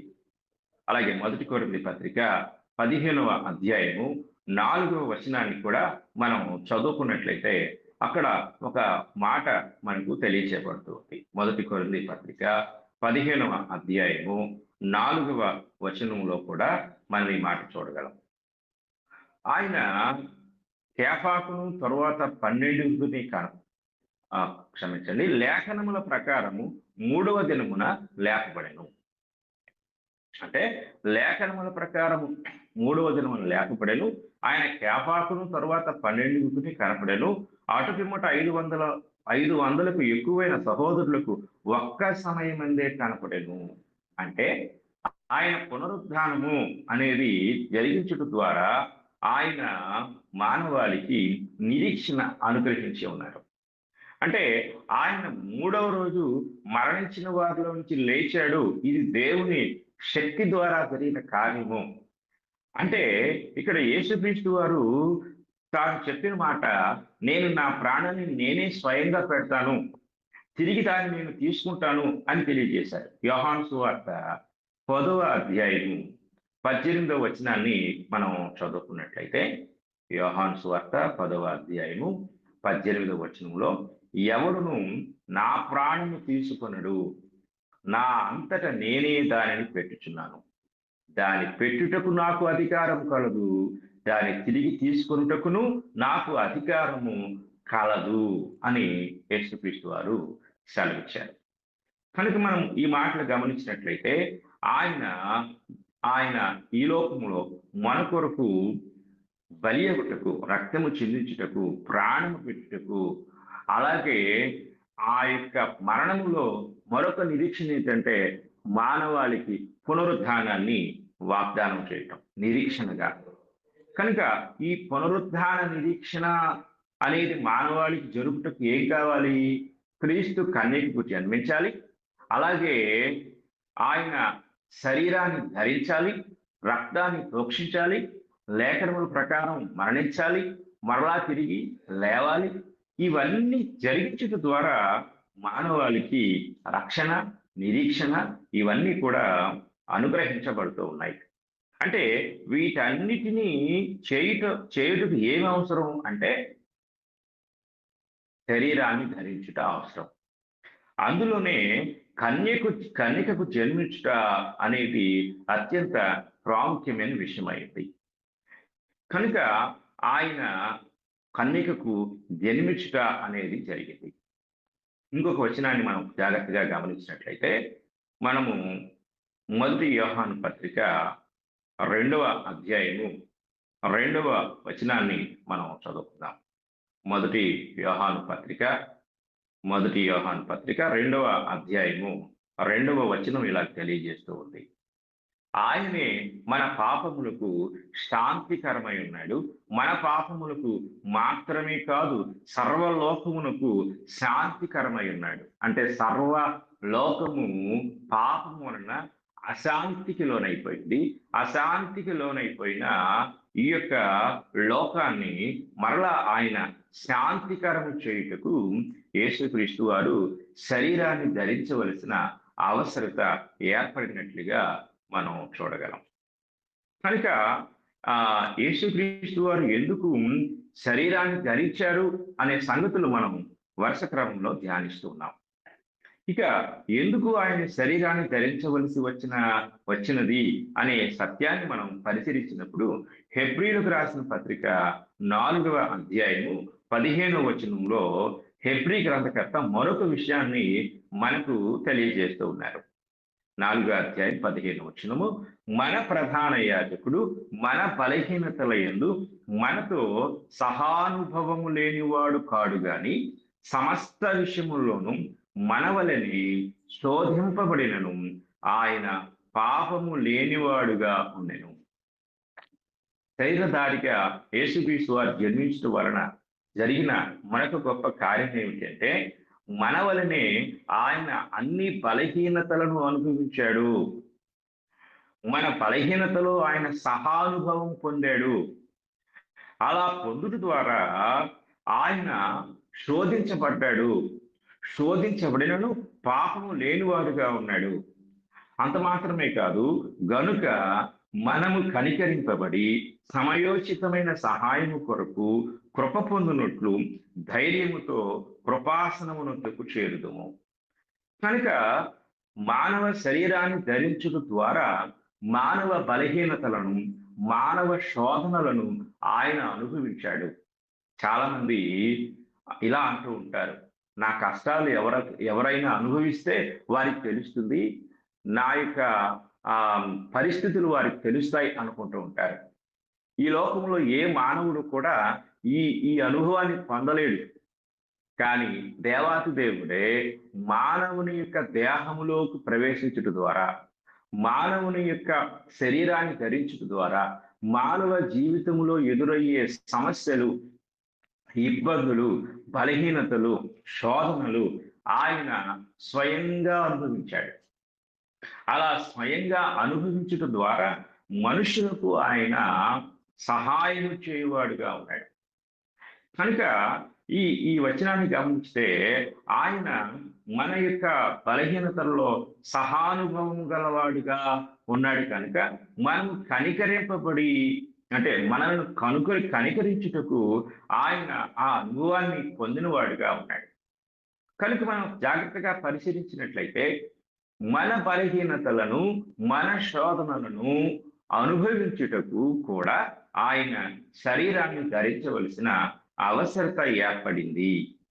శరీరాన్ని ధరించుట ద్వారా ఆయన ఈ విధంగా వీటన్నిటినీ అనుభవించాడు. అంత మాత్రమే కాదు, పేతురు రాసిన మొదటి పత్రిక 2:24 ఇలా తెలియజేస్తుంది. పేతురు రాసిన మొదటి పత్రిక 2:24 ఇలా తెలియజేస్తుంది. మనము పాపముల విషయమై చనిపోయి నీతి విషయమై జీవించున్నట్లు ఆయన తానే తన శరీరమందు మన పాపములను మ్రాను మీద మోసుకొనెను. ఎందుకు తన శరీరమందు మన పాపములను ఆయన మోసుకున్నాడు అంటే, మనము పాపముల విషయమై చనిపోయి నీతి విషయమై జీవించినట్లు, మనం పాపముల విషయమై చనిపోవాలి, నీతి విషయంలో జీవించాలి. అలాగే చేయుట కొరకు యేసుక్రీస్తు వారు మ్రాను మీద మన పాపములను మోయవలసిన అవసరం ఏర్పడింది. మ్రాను మీద పాపములను మోయుటకు ఏం అవసరం అంటే శరీరం అవసరం. అందుకే తానే తన శరీరమందు మన పాపములను మ్రాను మీద మోసుకొనెను. కనుక శరీరమందు పాపములను మోయవలసిన అవసరత ఉంది కాబట్టి ఆయన శరీరాన్ని ధరించవలసిన అవసరత ఏర్పడింది. అంటే యేసుక్రీస్తు వారు శరీరధారిగా జన్మించుటకు, లేక శరీరాన్ని ఆయన ధరించుటకు ఇవన్నీ కారణాలుగా ఉన్నాయి. ఇన్ని కారణాలు, ఇన్ని అవసరతలు ఉన్నాయి కనుక ఆయన శరీరాన్ని ధరించవలసిన వాడయ్యాడు. హెబ్రీయులకు రాసిన పత్రిక 7:25 కూడా మనం చదువుకుందాం. హెబ్రీయులకు రాసిన పత్రిక 7:25 కూడా మనం చదువుకున్నట్లయితే, ఈయన తన ద్వారా దేవుని యొద్దకు వచ్చు వారి పక్షమున విజ్ఞాపనము చేయుటకు నిరంతరము జీవించుచున్నాడు గనుక వారిని సంపూర్ణంగా రక్షించుటకు శక్తిమంతుడై ఉన్నాడు. ఈయన తన ద్వారా దేవుని యొద్దకు వచ్చు వారి పక్షమున, తన ద్వారా ఎవరైతే దేవుని యొద్దకు వస్తున్నారో వారి పక్షమున విజ్ఞాపనము చేయువాడుగా కూడా ఉన్నాడు. నిరంతరము సంపూర్ణ రక్షణ వారు పొందుకునే వారిగా చేయుటకు శక్తిమంతుడై ఉన్నాడు. కనుక ఆయన తన ద్వారా దేవుని యొద్దకు వచ్చే వారిని దేవుని పక్షముగా విజ్ఞాపనం చేయుటకు ముందుగా శరీరాన్ని ధరించవలసిన అవసరత ఏర్పడింది. శరీరాన్ని ధరించి ఆయన తన రక్తాన్ని చిందించడం ద్వారా ఒక గొప్ప ప్రధాన యాజకుని యొక్క పాత్ర వహించే ఆ కార్యము జరిగింది.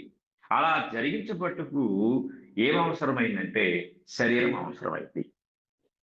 కనుక ప్రియమైన వారు చాలా మంది దేవుడు మనిషిగా ఎందుకు జన్మించాలి, కాబట్టి ఆయన ఒకవేళ మనిషిగా జన్మించాడు కాబట్టి మనిషిగా జన్మించిన వాడు దేవుడు కాదు. పాప మానవ దేహము మరణించుట ద్వారా, అంటే ఈ భూమి మీద జన్మించుట మరణించుట అనే ఈ రెండు ప్రక్రియలు ఉన్నవాడు దేవుడు కాదు అనే ఒక తీర్మానాన్ని చేశారు.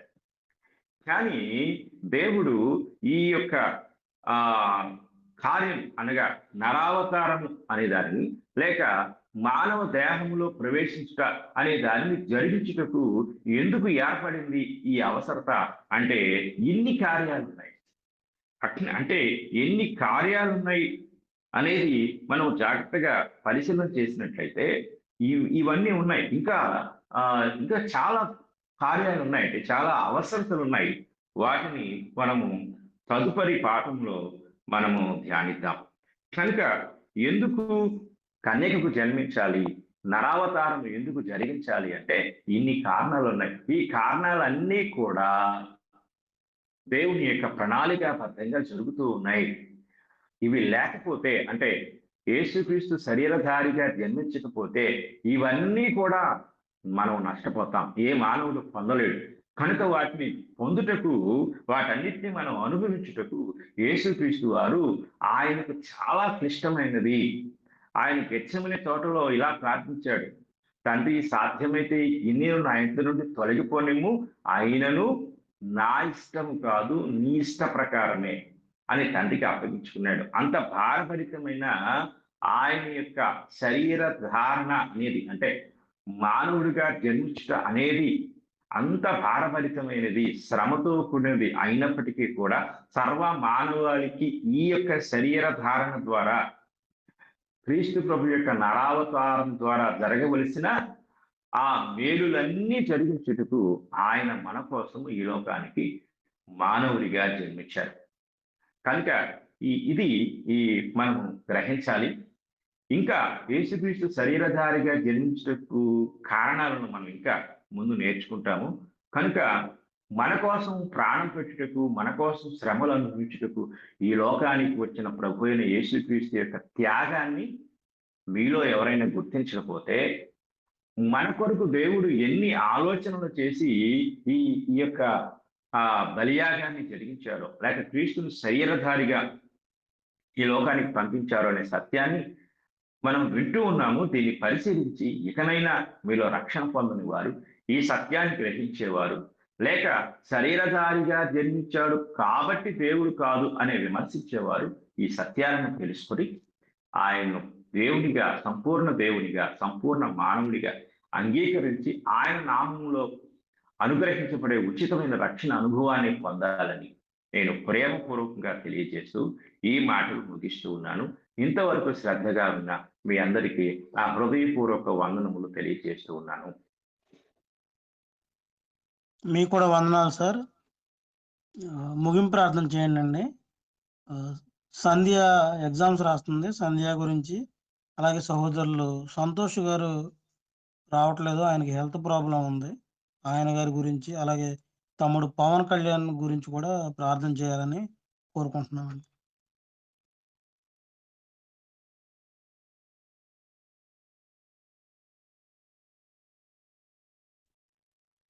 సార్ దేవకన్న గారు. పరిశుద్ధుడైన తండ్రి, ప్రేమ కలిగిన దేవ, మీ ఘనమైన నామానికి స్తుతులు, స్తోత్రములు, కృతజ్ఞతలు చెల్లిస్తున్నాము. మా తండ్రి, ఇంతవరకు మీ యొక్క మాటలు వినే భాగ్యమును మీరు మాకు అనుగ్రహించారు. మా ప్రభువైన యేసుక్రీస్తు వారిని మీరు ఈ లోకానికి ఎందుకు శరీరధారిగా పంపించారో అనే సత్యాన్ని ఈరోజు అలాగే గత పాఠంలో మేము నేర్చుకున్నాము తండ్రి. కనుక క్రీస్తు ప్రభు యొక్క శరీర ధారణ అనే విషయాన్ని సంపూర్ణంగా ఎరగలేని వారు గ్రహించి ఆయన దేవునిగా, విమోచకునిగా, రక్షకునిగా, క్రీస్తుగా, ప్రభువుగా అంగీకరించుటకు తగిన వినయ మనస్సు వారికి అనుగ్రహించండి. వారి మనోనేత్రాలను మీరు తెరవండి. అలాగే మా తండ్రి, గ్రూపులో చేరి ఎందరైతే ఈ మాటలు వింటున్నారో వారందరూ కూడా ఈ సత్యాన్ని గ్రహించి, ఈ సత్యాన్ని అంగీకరించి, ఈ సత్యాన్ని విశ్వసించే భాగ్యము వారికి దయచేయండి. దేవా, మీకు స్తోత్రాలు చెల్లిస్తున్నాం. కృప కలిగిన తండ్రి, కనికరించమని, కృప చూపించమని, ఆదరించమని వేడుకుంటున్నాం తండ్రి. మరి సహోదరి సంధ్య తండ్రి, మరి పరీక్షలు రాయుటకు సిద్ధపడుతుండగా ఆ బిడ్డకు మంచి జ్ఞానమును, జ్ఞాపక శక్తిని, వివేకమును, వివేచనను చక్కగా అర్థం చేసుకుని రాసే తెలివిని అనుగ్రహించండి. అక్కడ ఎటువంటి తొందరలు, తొట్టుపాట్లు లేకుండా సమాధానకరమైన మనసుతో, చక్కగా పరిణితి చెందిన జ్ఞానంతో, అంతకంటే మీరు సహాయం చేయగలరనే విశ్వాసంతో పరీక్ష రాయుటకు కృప చూపించండి. అలాగే తండ్రి, మరి ఇద్దరు సహోదరులు కూడా బలహీనులుగా ఉన్నారు, అనారోగ్యంతో ఉన్నారు. వారి బలహీనతల నుండి, వారి యొక్క అనారోగ్యం నుండి కూడా మీరు విడిపించండి. వారికి కావాల్సిన స్వస్థత, సహాయం అనుగ్రహించండి. అలాగే పేరు చెప్పబడకపోయినప్పటికీ గ్రూపులో కానీ, గ్రూపులో ఉన్న వారి కుటుంబాల్లో కానీ, స్థానిక సంఘాలలో కానీ ఎవరైనా ఇటువంటి బలహీనమైన పరిస్థితులు, ఇంకా ఇతరత్ర అవసరతలతో ఉన్నారో వారిని మీరు కనికరించి స్వస్థపరిచి వారి ప్రతి బలహీనత నుండి విడిపించవలసిందిగా, మీ కృపా సహాయం అనుగ్రహించవలసిందిగా వేడుకుంటున్నాం. అలాగే మా తండ్రి, మరి ఆన్లైన్ ఇన్స్టిట్యూట్ కొరకు ప్రార్థిస్తున్న వారిని మీరు దర్శించండి. అందరూ ప్రార్థించే మనసు దయచేయండి. అందరూ ప్రయాసపడుటకు, ప్రోత్సహించుటకు తండ్రి కృప దయచేయండి. ప్రతి ఒక్కరూ నిర్మలమైన మనసుతో, నిస్వార్థమైన మనసుతో కేవలము మీ సువార్త ప్రకటనే లక్ష్యంగా, మీ సత్యాన్ని అనేకులకు తెలియచేయుటే లక్ష్యంగా కలిగి ఈ కార్యం విషయంలో తండ్రి ప్రార్థించే మంచి మనసు, సహాయపడే మంచి మనసు ప్రతి ఒక్కరికి దయచేయండి. ఒకవేళ అపవాది మా మనసులోని ఏ విధమైన తండ్రి మరి కలతలతో, కలుషంతో నింపిన అటువంటి ఆలోచన నుండి విడిపించి, అపవాదిని దూరపరిచి, మేమందరం కూడా ఈ ఏక మనసుతో మీ యొక్క రాజ్య సువార్త ప్రకటనే లక్ష్యంగా భావించి తండ్రి ఆ యొక్క ఇన్స్టిట్యూట్ని నడిపించుటకు ప్రతి ఒక్కరూ కంటికి కనిపించిన అదృశ్య పాత్రలుగా ఇందులో పనిచేసే భాగ్యము దయచేయండి. తండ్రి, మీకు స్తోత్రాలు చెల్లిస్తున్నాం. అలాగే మా తండ్రి, మరి ఈ యొక్క గ్రూపు నడిపించుటలో గొప్ప జ్ఞానయుక్తంగా ఈ కార్యభారాన్ని వహిస్తూ తండ్రి ముందుకు నడిపిస్తున్న తండ్రి మరి సహోదరుడు రవి గారిని, వారి కుటుంబాన్ని మీరు దీవించి ఆశీర్వదించండి. అలాగే మా తండ్రి, మరి నాకంటే ముందుగా నిర్గమకాండని బోధించిన మీ దాసులు ఇంకా పరిణితితో చెందిన జ్ఞానంతో వృద్ధి చెందుతూ ఈ గ్రూపులో మాత్రమే కాదు అనేకులకు మీ సత్యాన్ని ప్రకటించే ఒక బలమైన సాధనముగా మీరు వాడుకోనమని వేడుకుంటున్నాం. గ్రూపులో ఉన్న సువార్థికులు వారందరూ కూడా తండ్రి మంచి నైపుణ్యవంతమైన జ్ఞానయుక్తంగా తండ్రి మీ రాజ్య సువార్త ప్రకటించేవారుగా మీరు వారికి అటువంటి కృపను, జ్ఞానమును అనుగ్రహించమని వేడుకుంటున్నాం. అలాగే మా తండ్రి, మరి ఈ యొక్క ఉదయకాల సమయంలో ఎందరైతే ఈ యొక్క పాఠాన్ని వింటున్నారో, ఈ కార్యక్రమంలో పాల్గొంటున్నారో వారందరినీ మీరు పేరు పేరున దీవించి ఆశీర్వదించు. మరి మమ్మల్ని అందరినీ మీ కృప కలిగిన హస్తములకు అప్పగించుకుంటూ ఈ ప్రార్థన మా ప్రభువైన యేసుక్రీస్తు వారి పరిశుద్ధ నామంలో అడిగి వేడుకుంటున్నాము తండ్రి. ఆమేన్.